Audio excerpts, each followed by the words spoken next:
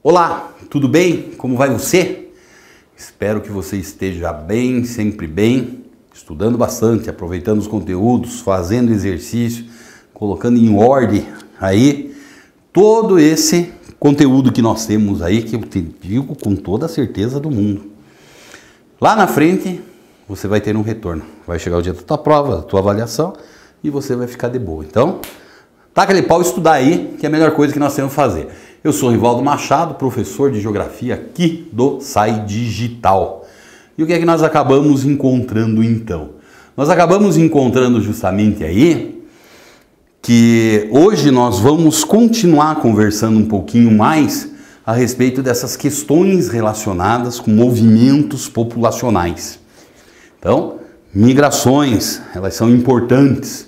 E hoje, mais particularmente, nós vamos tratar de ver algumas migrações aí mais recentes, que elas vêm acontecendo no nosso país. Então, a gente sabe muito bem que historicamente sempre o país, o Brasil, ele foi um país que ele esteve de braços abertos. Nós recebemos uma quantidade muito grande e significativa de diferentes migrantes nos mais diferentes momentos históricos. Então, a gente não encontra particularmente, como acontece em diversos outros países, assim, barreiras que impeçam a chegada desses migrantes. Então, devido a isso, a gente acaba percebendo também que o Brasil ele até adquiriu uma fama internacional de ser um bom acolhedor. E esse bom acolhedor, ele vai tratar de funcionar dessa forma, desde aquelas pessoas que tentam vir aqui, melhorar de vida, ou muitas vezes, aqueles que são forçados a vir para cá. Infelizmente, a nossa conversa de hoje aqui, nós vamos falar um pouquinho a respeito dessas chamadas migrações forçadas. Como elas funcionam, quem são esses povos que estão chegando aí nesse século XXI no Brasil, e quais são as suas características, né? Então, uma coisa que é muito importante a gente entender nesse momento, é o seguinte: existem, e você sabe, diversos tipos de imigrantes diferentes, né? Aqueles que chegam aqui simplesmente para tentar a vida e aqueles também que são forçados a vir para cá. Hoje em dia, existe, graças a Deus, um acordo internacional de um órgão da ONU que é chamado de Acnur. É o Alto Comissionado das Nações Unidas para os Refugiados, né? Esse alto comissionado aí, ele basicamente funciona assim. Percebe-se que hoje em dia no nosso planeta existe uma quantidade grande, uma quantidade significativa de refugiados. Você sabe o que são esses refugiados? Esses refugiados são basicamente aquele conjunto de pessoas que é obrigado a deixar a sua região de origem, né? Por que muitas pessoas elas se veem na obrigação, eu tenho que sair daqui porque eu estou colocando minha vida em risco? Então muitas vezes você encontra que as causas estão em guerras, em conflitos, crises econômicas, perseguições étnicas, religiosas, né? Acidentes naturais, vulcanismo, né? Terremotos, tsunamis. E hoje em dia nós já falamos até mesmo nos chamados refugiados ambientais. A gente sabe que o planeta inteiro ele é um planeta que vem passando por problemas ambientais e talvez o mais manjado deles seja justamente aí relacionado com as mudanças climáticas. O aumento da desertificação é uma característica muito forte. Daí nós acabamos tendo, isso é muito comum, por exemplo, no continente africano, né? Deserto do Saara crescendo sua área, aumentando, cada vez invadindo mais algumas terras férteis que ficam ali. Então existe uma parcela grande de pessoas que trata de fazer o quê? Se vê na obrigação de sair, de abandonar até seu país. Então é esse pessoal que entra nessa onda, que são classificados como refugiados, que o governo que está recebendo, o Estado que está recebendo, ele não pode simplesmente dizer não venho. Ou se você chegar aqui eu vou te mandar embora, como acontece, por exemplo, com migrantes ilegais. Eles tratam de ser protegidos. Então o que nós temos aí? Vamos ver alguns casos relacionados com o Brasil. Dá uma olhada nessa tela aqui comigo. Então, olha aí, ó. Isso aí é uma quantidade, um alojamento que nós encontramos de haitiano lá em Brasileia, no Acre, né? Então, o Haiti é um exemplo desses povos que aqui chegaram recentemente. Então, nós sabemos muito bem, primeira característica do Haiti é o quê? É aquela ilha ali no Caribe, já era considerado o país mais pobre do Ocidente, né? Tem um passado histórico aí nada legal, algumas ditaduras de seres que não tem nem como me referir ao pessoal que andava no poder lá durante muito tempo, né? E suas práticas de governo. Mas deixa isso que não é assunto para agora.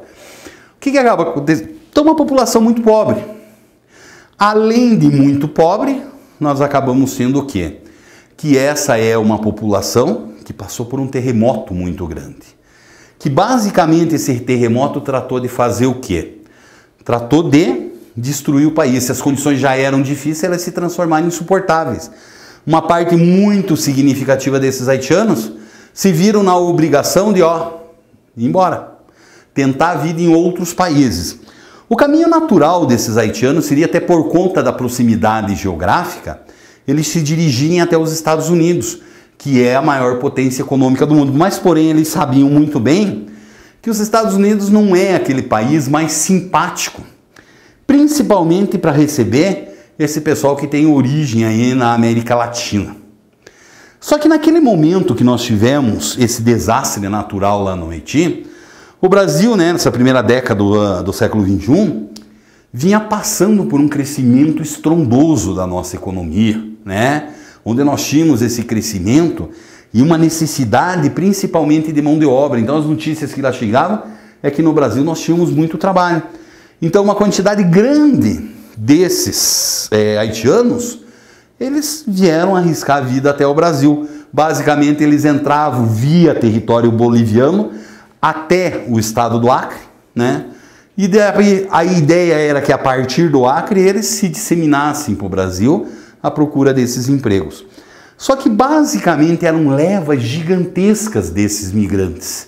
E essas levas gigantescas desses imigrantes acabam fazendo o quê? Não é fácil essa recepção. Eles precisam de acolhimento.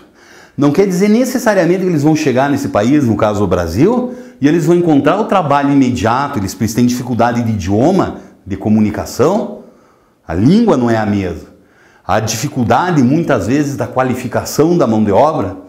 Então, o que nós sabemos, como eu já falei para você e repito, acolhemos esses haitianos. O grande problema é que nesses países, como é o caso do Brasil e muitos outros da América Latina, que você tem crises cíclicas na economia como nós estamos vivendo agora. O desemprego aumentou no Brasil e muitas vezes, né, não vão me acusar de xenofobia.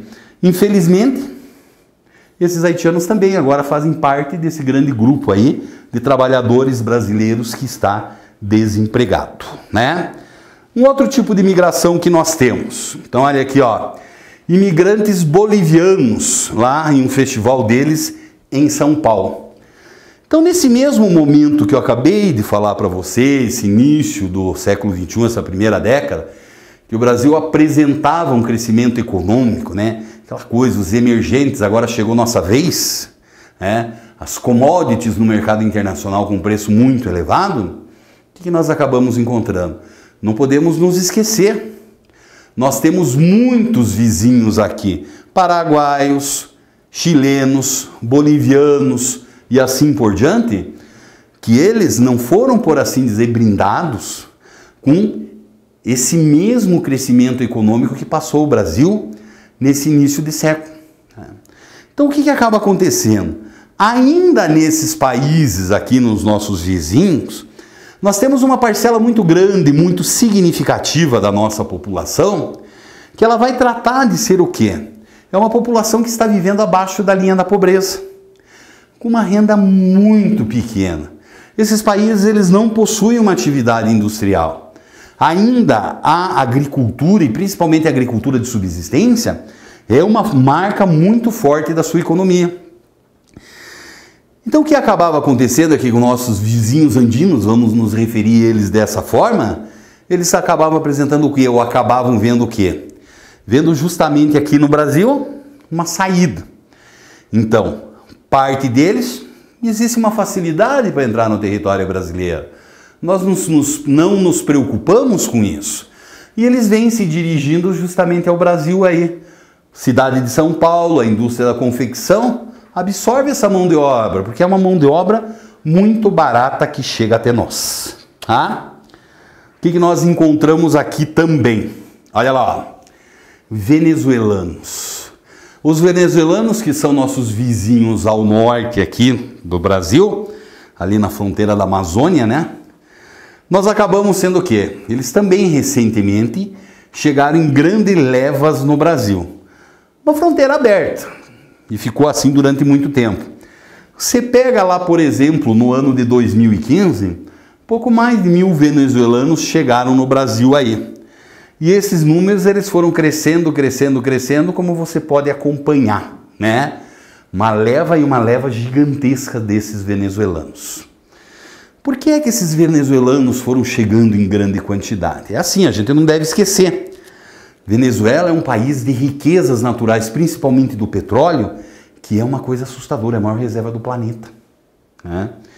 Só que as reservas que nós encontramos no território venezuelano, e isso não é agora, isso foi ao longo da história, eles trataram basicamente de levar uma quantidade de benesses muito pequena para a população. Mesmo em cima de todo esse petróleo durante muitos anos, né? Nós tivemos aí que Caracas, a capital da Venezuela, já foi a maior favela do mundo. O que é isso? Não dá para entender, né? Então, num determinado momento, nós percebíamos que isso se dava o quê? Pela forma de exploração. Então, basicamente, você tinha uma elite muito atrelada aos Estados Unidos, que pegava todo esse petróleo e vendia para os Estados Unidos, ficava com a parte maior de todas essas riquezas e não reinvestia no país na forma de criar o quê? Uma estrutura econômica, uma estrutura industrial, produção de energia, qualificação, mão de obra, não. A população vivia numa miséria.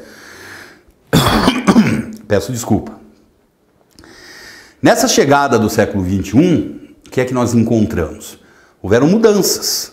Um governo mais à esquerda, mais popular, que criou uma quantidade gigantesca de programas sociais, populismo puro e barato, né? Para atrair e se perpetuar no governo, né? Em vez de, mais uma vez, investir numa infraestrutura na Venezuela, não.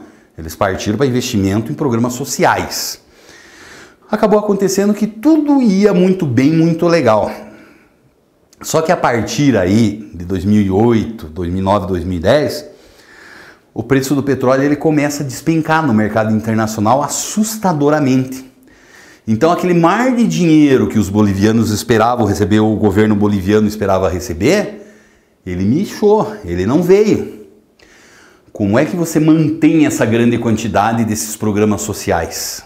Não tem como manter isso. Então a população foi empobrecendo, empobrecendo, empobrecendo, a tal ponto de ter o quê? A miséria ser tamanha que não existia comida o suficiente para a população. Parece uma coisa completamente contraditória e inacreditável. Qual é a saída do vizinho? A saída do vizinho foi justamente vir para a fronteira sul do país deles e tentar entrar no Brasil. A chegada no Brasil também já não é uma situação muito fácil. Porque diferentemente de quando chegaram os haitianos, os venezuelanos, eles já encontram um país em crise. Uma crise que começa na política e que arrasta toda a economia e que gera um desemprego muito elevado. Então eis um problema e um problema grande que nós temos aí. E a última moçada de hoje é quem? Né?